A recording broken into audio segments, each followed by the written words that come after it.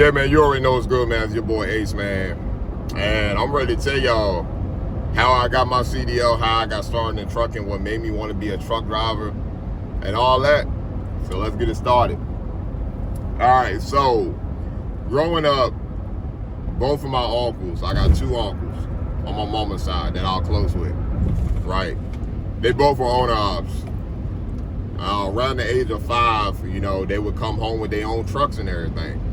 So, me being a youngin', a little kid, interested in a lot of things, man, I got the liking of them. I was a little scared, the trucks were loud as hell in the yard, you know what I'm saying, and all that. But I'd be outside looking at them, and, I just fell in love with trucking from literally the age of 5. So I knew all the way coming up, primary, elementary, middle school, high school, I knew off the rip what I wanted my career to be. There was no ifs, ands, or buts. Whoo, she clean. I knew what I wanted my career to be. So, coming up or whatever, right? Let me make sure that ain't 12 right there. Coming up, going through school, everything. Around 17, I graduated at 17 years old, right? My birthday's in July.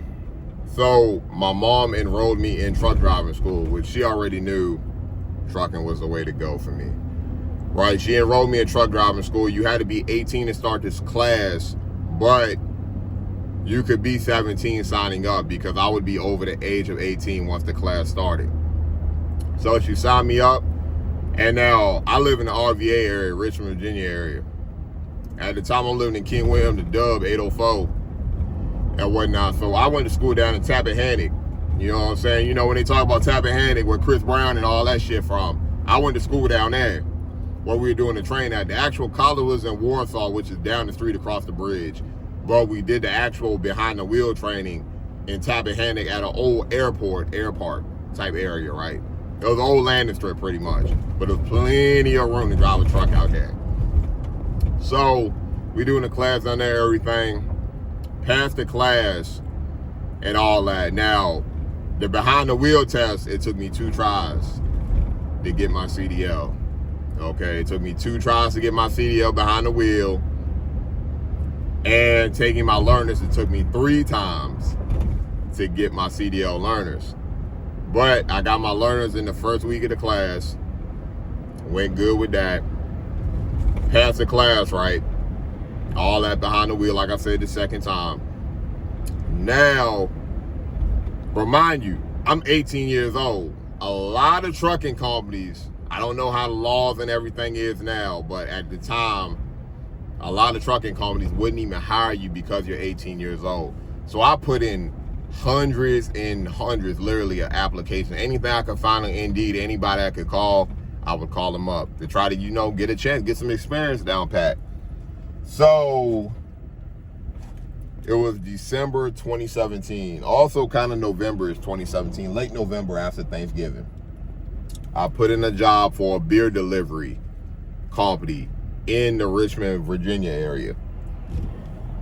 I went and put in the application. They brought me in for the interview. And, they gave me a shot. They gave me the form to go take the drug test and everything. Of course, passed that. And they gave me a shot. And this is where my whole experience journey started, man. So, my first year, it wasn't really my first year, but it kind of was my first year. The first couple of months, you're in the swing driver role. You're filling it on people's routes. You're doing our own cut down version of people's routes. They kind of got you bouncing everywhere, but you're learning a lot during the journey and everything. So we're doing that. Then a route became available. They let me get the route. And the rest is history after that, man. Now, coming up, the pandemic hit, aka Rona. I was on premise. Now, if you're not familiar with on premise is literally your bars, your restaurants, your strip clubs, etc. So the world shut down. They kind of phased us out for a good while. So going from on premise, we ended up being on convenience routes, pretty much helping the convenience stores out, a little bit of grocery, here and there. But it really was convenience routes. Now the pandemic hit, like I said, with all that. Now, also in this time frame, at the end of 2019, I got myself into some trouble in my personal vehicle. I was speeding real recklessly in my personal vehicle. Now, I ended up catching the charge, of course, for reckless driving. But the charge was so bad that I had to go to jail for it. I had to go to jail for 2 weeks. Right? Now, it was over 100. I ain't gonna cap. I was young and dumb, man. Young and dumb. At that time, I was about 19. I was 20. I was 19 or 20 years old, man. Almost lost it all. Had to go to jail for 2 weeks for the charge. They dropped my charge down to improper driving. Took the class, brought me back to +5. But the job, man, the job was real bad in my opinion, man. How they reacted. Now, it's like pros and cons to it. Now, yes, they could have fired me, which they were actually supposed to, with a certain amount of absence because I was gone for 2 weeks, but they didn't fire me. I was still getting paid. I wasn't making money like I used to. They cut my pay $10,000, which hurt, man. I ain't gonna cap, it hurt at the time. Even though I'm a youngin', you know, I moved out once I got my promotion. You know what I'm saying? But they cut my pay down, wouldn't let me drive again, even though I had still a plus record. You know what I'm saying? It wasn't no crazy thing on my insurance. I was still helping out, you know what I'm saying? I'm still helping out, doing whatever. But they wouldn't let me drive. And reason why it turns out they wouldn't let me drive, man, they just swore up and down. They tried to use that social media shit against me, that I was posting my mug shot and I was doing this and that and all this and that. I'm like, first of all, I never did that. If people were posting my mugshot that y'all know, of course you're going to see it.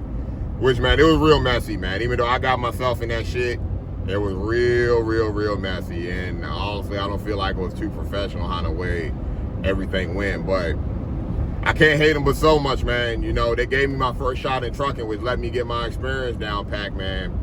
And really, it was a blessing at the end of the day, man. I lived and I learned. I learned a lot, man. I learned a lot from what I experienced. So, fast forward, I found me another job. And this is all still during the time the pandemic's going on. So, everybody losing money, man. You can't, how we was, man, you can't live off of that, dude. Everybody was losing money. The routes weren't the same, man. So, I was going through all that and I had to go, man. I had to get up out of there. Found me another job down the way. And they weren't hitting on no money either, man. The money was bad. They weren't hitting on no money. None of that. So, left them after 2.5 months. Now, remind you, fast forward, this is July-ish, August 2020, during the pandemic. So I left them and I ended up getting a job with a trash company. You know, I was hauling bulk trash, not picking up containers and trash from residential houses. I was hauling bulk trash from transfer stations. And a little special job in and out. You know, if you got a little job site, you get a little contract with them, they will come pick your stuff up. You know what I'm saying? And I've been with this company ever since. Now, remind you, they got bought out by the big dogs in the trash world. If you know, you know. Ain't gonna be putting names out there like that, but if you know, you know. They got bought out by the big dogs in the trash world because the company itself that I was with had a lot of bad insurance things going on. And it wasn't just little fender benders, this and that, you know what I'm saying? They was dealing with that until they got one huge lawsuit where a fatality happened. That's when the company had to get sold because insurance was outrageous after that. So we got sold to the big dogs and I've still been here ever since, man. It's now 2026. What the hell he's doing? It's now 2026, man, and we still going.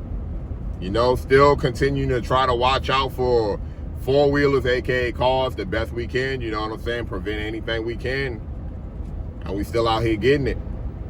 God is good all the time, man. You know what I'm saying?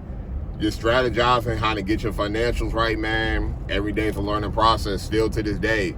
We're now 8 years in the game, man. 8 years in the trucking game. Every day's a blessing, dog. Every day is a blessing for real. So that's just my journey, how I got my CDL, how I came up in the trucking game, you know what I'm saying? And it's been a time, man. It's been a time. But we learn every day. We choose to learn every day. And we loved every bit of it. So until next time, man, this is your boy Ace. I'm gone.